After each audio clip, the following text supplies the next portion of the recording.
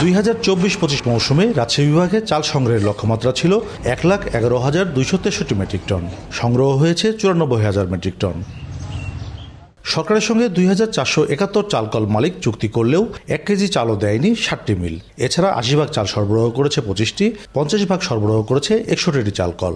চুক্তি করেননি 25 চালকল মালিক। চুক্তি করেও সরবরাহ না করায় এসব চালকল মালিকের বিরুদ্ধে ব্যবস্থা নিয়েছে খাদ্য মন্ত্রণালয়।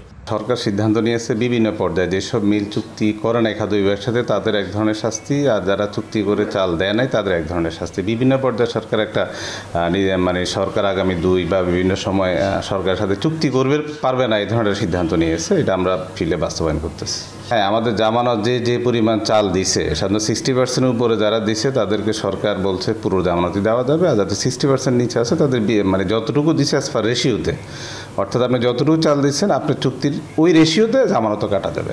মিল মালিকরা বলছেন বাজারের চেয়ে সরকারি দর কম, তাই লোকসান এড়াতে চুক্তি করেও সরকারকে চাল দিতে পারেননি তারা।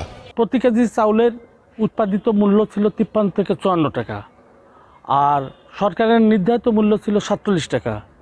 যেহেতু এই 6-7 টাকা করে লস গুনতে হচ্ছিল, এই এত বড় লস গুনার সামর্থ্য অধিকাংশ মিল মালিকের ছিল না বলেই তারা সরকারি খাদ্য গুদামে চাউল সরবরাহ করতে ব্যর্থ হয়েছে। জামানত বাজে হয়ে যায়, অসুবিধা নাই তো।